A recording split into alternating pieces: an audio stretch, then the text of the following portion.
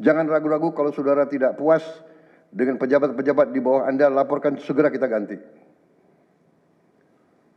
Begitu banyak orang yang mau mengabdi.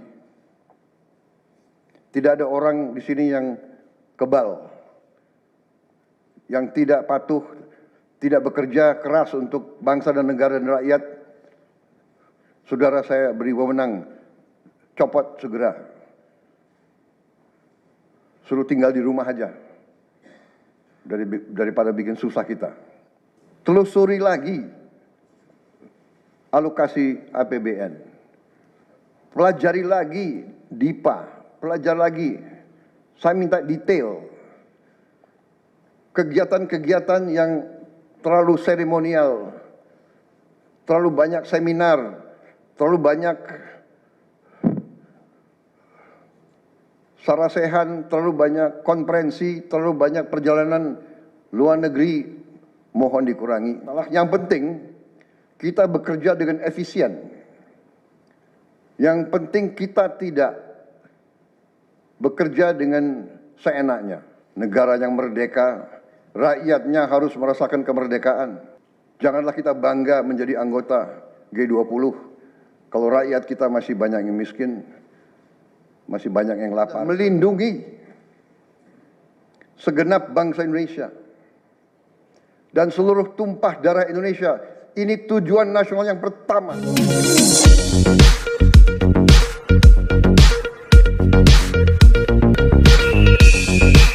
Republik Indonesia dan Wakil Presiden Republik Indonesia memasuki ruang sidang.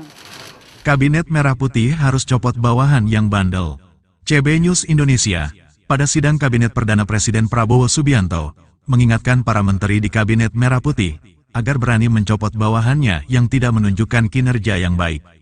Prabowo meminta para anak buahnya memberikan pelayanan yang terbaik untuk masyarakat. Ia mengingatkan tidak ada satupun pejabat yang kebal dalam pemerintahannya. Tidak ada orang yang kebal di sini, yang tidak patuh, tidak bekerja keras untuk bangsa dan negara dan rakyat. Saudara menteri, saya beri wewenang copot segera, suruh tinggal di rumah saja daripada bikin susah kita. Jelas Prabowo dalam sidang Kabinet Paripurna Perdana di Istana Negara Jakarta, Rabu tanggal 23 Oktober tahun 2024. Prabowo menyebut masih banyak orang di luar sana yang memiliki niat dan pengabdian ikhlas untuk bangsa dan negara. Oleh sebab itu, Prabowo sekali lagi menegaskan agar tidak ada yang segan untuk mencopot pejabat yang tidak patuh pada aturan. Prabowo pun berpesan kepada menteri untuk segera menyiapkan program kerja masing-masing. Ia memberi waktu para anak buahnya untuk berkoordinasi. Pastikan semua program dan kegiatan di semua kementerian atau lembaga mempunyai kontribusi yang signifikan, terukur, dan saling bersinergi. Pelajari lagi semua proyek, jangan ada proyek yang mercusuar, tegas Prabowo. Kita masing-masing punya kepentingan kelompok masing-masing, tapi manakala kita sudah bicara tentang bangsa dan negara, kita harus sepakati kepentingan nasional yang vital. Saya meyakini kepentingan nasional vital kita tentunya harus kita sepakati adalah kemerdekaan dan keutuhan NKRI, pinta Presiden Prabowo. Untuk selanjutnya kita ikuti tayangan CB News Indonesia. Sumber berita dihimpun dari berbagai sumber berita nasional dan Sekretariat Presiden Republik Indonesia. Mamat Abdullah dan Gogon Harum, koresponden CB News Indonesia, mengabarkan dari kota Probolinggo, Jawa Timur. Sekarang saya kira adalah suatu momen bersejarah. Ini adalah sidang kabinet paripurna pertama yang saya pimpin. Kabinet yang kita sepakati, kita beri nama Kabinet Merah Putih, untuk menjadi suatu simbol persatuan, simbol kebersamaan, simbol kebangsaan. Saya terus-menerus sudah beberapa tahun ini maju ke hadapan rakyat Indonesia, kepada semua pemimpin politik, pemimpin masyarakat, pemimpin agama, pemimpin pengusaha. Saya terus-menerus menekankan pentingnya persatuan. Sumber kunci keberhasilan kebangkitan suatu bangsa dalam sejarah manusia berabad-abad, kuncinya adalah bila elitnya bisa kerjasama, bila elitnya bersatu. Persatuan ini artinya adalah kita bisa sepakati mana adalah kepentingan nasional yang inti, mana adalah kepentingan nasional yang vital bagi kelangsungan hidup bangsa kita. Kita masing-masing punya kepentingan politik masing-masing. Kita masing-masing punya kepentingan kelompok masing-masing. Tapi manakala kita sudah bicara tentang bangsa dan negara, kita harus sepakati kepentingan nasional yang vital. Saya meyakini bahwa kepentingan nasional vital kita tentunya harus kita sepakati adalah kemerdekaan dan keutuhan NKRI, keutuhan Negara Kesatuan Republik Indonesia. Dan untuk menjamin keutuhan dan kelangsungan hidup Negara Kesatuan Republik Indonesia, kita harus dengan handal, dengan cerdik, dengan pandai bisa menjaga dan mengelola kekayaan bangsa kita. Hanya apabila kita bisa menjaga dan mengelola dengan baik semua kekayaan kita, hanya dengan demikian kita bisa memberi pelayanan kepada rakyat kita. Kita bisa memberi kebutuhan hidup rakyat kita. Kita bisa membayar segala keperluan suatu negara modern. Dan di antaranya tentunya adalah menjamin kedaulatan bangsa. Saya ingatkan saudara-saudara sekalian, jangan sampai kita lupa dengan Undang-Undang Dasar kita sendiri, Undang-Undang Dasar 1945, yang jelas dalam pembukaannya tertera tujuan-tujuan nasional kita, di mana tujuan-tujuan nasional kita sangat jelas oleh pendiri-pendiri bangsa kita. Tujuan pertamanya adalah melindungi segenap bangsa Indonesia dan seluruh tumpah darah Indonesia. Ini tujuan nasional yang pertama untuk kita survive. Karena itu kita perlu memikirkan apakah kita sudah cocok atau tidak investasi kita kepada pertahanan bangsa Indonesia. Kedua, tentunya memajukan kesejahteraan umum. Saya katakan berkali-kali bahwa negara yang merdeka, rakyatnya harus merasakan kemerdekaan. Janganlah kita bangga menjadi anggota G20 kalau rakyat kita masih banyak yang miskin, masih banyak yang lapar. Mencerdaskan kehidupan bangsa mutlak. Pendidikan bagi kita adalah prioritas yang sangat tinggi. Saya kira ini terlihat komitmen kita kepada pendidikan. Kalau tidak salah, alokasi kita dalam anggaran 2025 untuk pendidikan salah satu tertinggi, Pak. Mungkin selama sejarah kita, Pak. Untuk pertama kali kita sudah 25%, Pak, Bu, ya. 20.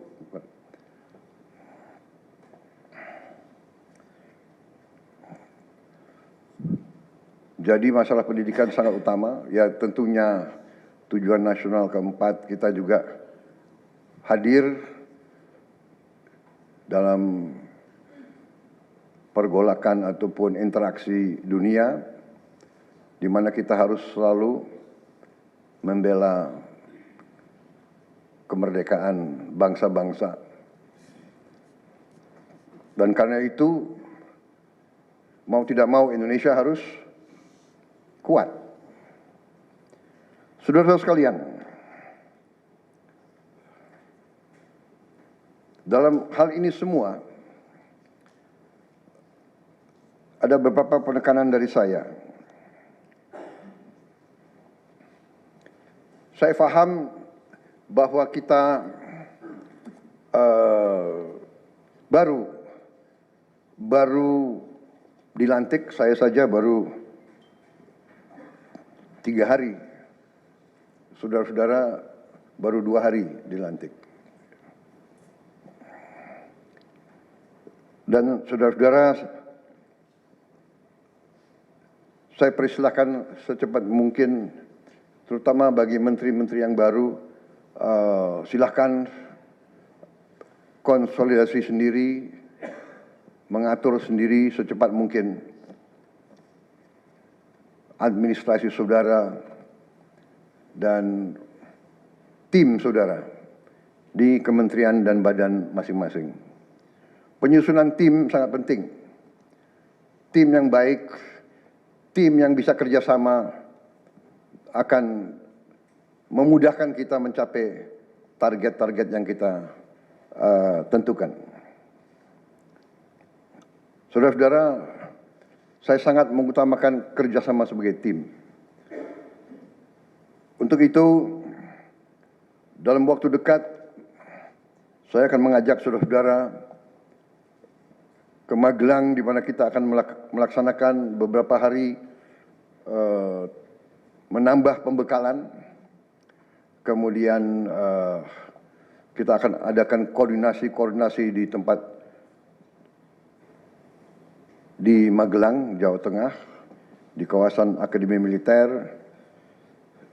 Hal itu saya nilai bahwa akan membawa banyak manfaat, karena sesungguhnya lahirnya Republik kita memang proklamasi di Jakarta, tetapi ujian proklamasi berada di daerah-daerah di mana pejuang-pejuang kita melaksanakan perebutan kemerdekaan secara fisik.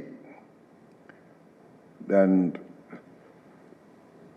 daerah Magelang merupakan suatu sentra perlawanan kita terhadap penjajah.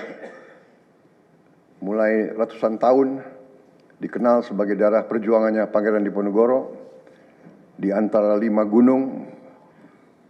Itu saya kira cukup membawa suatu aura tradisi keberanian, tradisi heroisme, tradisi cinta tanah air. Saudara-saudara sekalian, jumlah anggota kabinet kita sebanyak 48 menteri. Juga ada badan-badan yang sangat strategis. Ini memang lebih banyak dari pemerintah sebelumnya. Jumlah ini saya sadari memang bisa dianggap tergolong besar. Tapi memang bangsa kita bangsa yang besar. Kita tidak dapat pungkiri bahwa kita negara keempat terbesar di dunia dari jumlah penduduk. Dari luas wilayah, kita luasnya sama dengan Eropa Barat. Di mana Eropa itu terdiri dari 27 negara. Kita satu negara. Mengelola Eropa itu membutuhkan 27 menteri keuangan, 27 menteri pertahanan, 27 menteri dalam negeri, saudara-saudara. kita seluas Eropa. Saudara-saudara sekalian, kita juga memilih sistem politik demokratis. Kalau kita negara otoriter, mungkin kita cukup menjalankan semua dengan jumlah penduduk yang sedikit. Jadi saudara-saudara, ini tidak masalah. Yang penting kita bekerja dengan efisien. Yang penting kita tidak bekerja dengan seenaknya. Saya minta Menteri Keuangan, saya minta semua Menko, saya minta semua menteri telusuri lagi alokasi APBN. Pelajari lagi DIPA, pelajari lagi. Saya minta detail. Kegiatan-kegiatan yang terlalu seremonial, terlalu banyak seminar, terlalu banyak sarasehan, terlalu banyak konferensi, terlalu banyak perjalanan luar negeri, mohon dikurangi. Kita harus memberi contoh. Fokus kita adalah pembangunan ekonomi, kesejahteraan rakyat ke dalam. Jangan mengada-ada. Studi banding belajar pramuka ke negara lain. Ya. Saya minta efisien. Saudara-saudara, kalau saudara perhatikan dalam pemerintahan yang saya bentuk, saya perkuat kepala staf kepresidenan. Saya perkuat itu, saya ada tambah lagi Badan Pengendalian Pembangunan dan Investigasi Khusus. Tugas mereka adalah memonitor semua program, semua proyek yang kita akan lancarkan.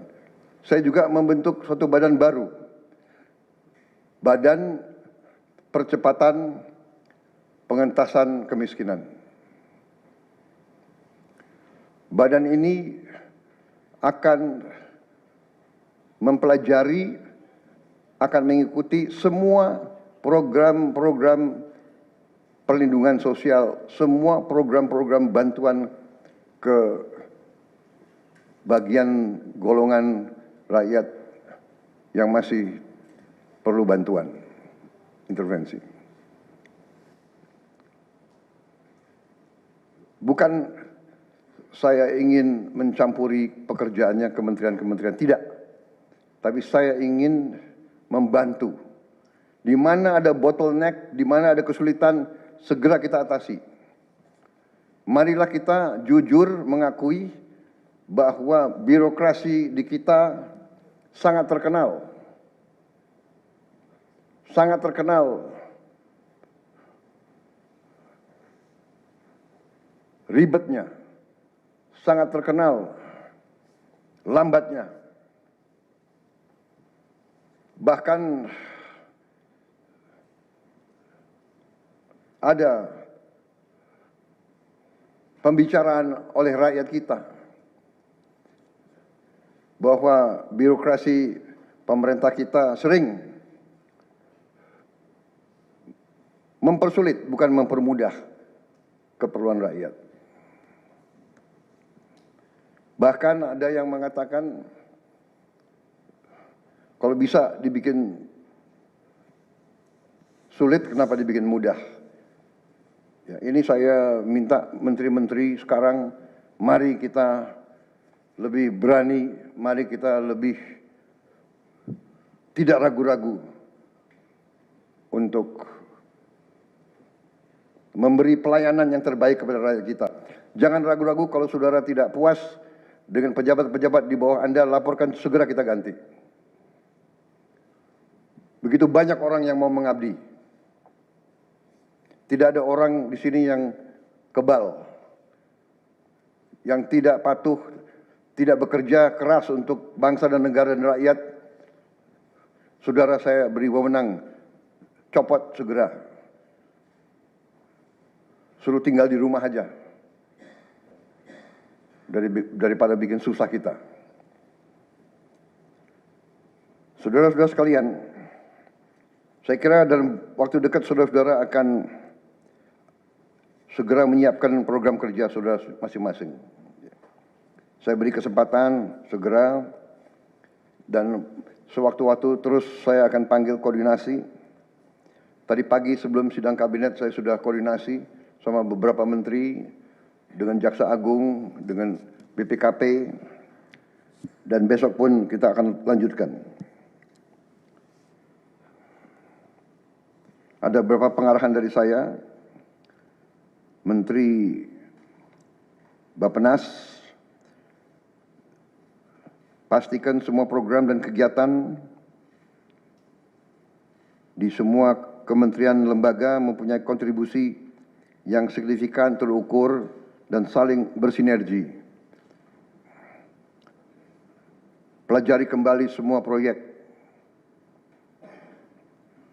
Jangan ada proyek yang mercusuar.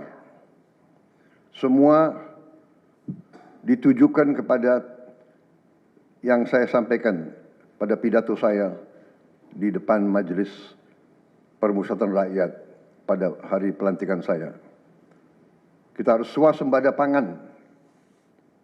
Itu prioritas dasar karena situasi global. Perang besar bisa pecah setiap saat. Kita harus jamin kemampuan kita memberi makan rakyat kita sendiri. Swasembada energi mutlak. Kita bersyukur kita punya sumber alam yang sangat besar. Kita sekarang tidak boleh ragu-ragu memanfaatkannya sebaik-baiknya. Hilirisasi kunci daripada kemakmuran. Karena itu saya minta menteri-menteri terkait, Menteri Investasi, Hilirisasi, Menteri Bappenas, Menteri ESDM, dengan beberapa menteri lain dibantu oleh tentu Menko Perekonomian dan Ketua Dewan Ekonomi Nasional, saya minta segera inventarisir proyek-proyek penting dalam program hilirisasi kita. 26 komoditas, proyek-proyek yang vital dalam 26 komoditas tersebut yang harus dihilirisasi segera dirumuskan, bikin daftar, dan kita segera untuk mencari dana sehingga kita bisa mulai hilirisasi dalam waktu yang sesingkat-singkatnya. Kemudian program makan bergizi, Kepala Badan Gizi Nasional dan semua KL untuk siapkan segera kita mulai dengan bergerak cepat, tepat sasaran, terukur, tapi jangan takut dengan kesulitan. Saya masih mendengar beberapa tokoh meragukan kemampuan kita untuk laksanakan itu. Saya tidak katakan bahwa ini bisa selesai dalam 1 minggu, 2 minggu, atau 3 bulan. Tidak ada di antara kita yang punya tongkat Nabi Sulaiman. Tapi kita bisa berhitung, kita bisa mengelola, kita bisa alokasi dana, kita bisa kerahkan sumber daya. Dan kita akan mencapai target yang kita tentukan. Saya hakul yakin, saya pertaruhkan kepemimpinan saya. Bagi saya, makan bergizi untuk anak-anak dan ibu hamil ini adalah strategik. Yang tidak mendukung hal ini, silahkan keluar dari pemerintah yang saya pimpin. Kita satu tim, harus yakin semuanya. Ini bagian daripada rencana kebangkitan bangsa Indonesia. Dan sesudah itu, tentunya yang saya katakan pendidikan sangat mutlak. Saya sudah panggil Menteri Pendidikan Tinggi, Sains dan Teknologi dan Menteri Pendidikan Dasar Menengah. Kita sudah mempunyai gambaran besar bagaimana kita segera akan menyentuh semua anak-anak kita. Kita akan gunakan teknologi untuk mempercepat membawa pendidikan kepada anak-anak kita. Dan ini sesudah itu tentunya kesehatan juga penting. Demokratisasi yang paling cepat, yang paling dirasakan oleh rakyat adalah pendidikan dan kesehatan. Kalau kita bisa memberi pendidikan yang terbaik untuk anak-anak kita, kesehatan yang memadai untuk seluruh rakyat kita, itu adalah demokrasi yang sebenarnya. Saudara-saudara. Menteri Kesehatan teruskan reformasi kesehatan, atasi kekurangan dokter dan tenaga kesehatan. Kita punya program khusus, nanti kita bahas tersendiri. Ini semua harus ditopang oleh pertahanan yang kuat, penegakan hukum yang tidak ragu-ragu. Saya minta Jaksa Agung, Kapolri, BPKP, Badan Intelijen Negara fokus ancaman yang berat bagi kita, judi online, narkoba, penyelundupan, penyelewengan, korupsi, kebocoran. Hanya dengan penegakan hukum yang tegas dan intelligence yang baik, bukti-bukti yang kuat, bisa kita segera mitigasi hal ini semua.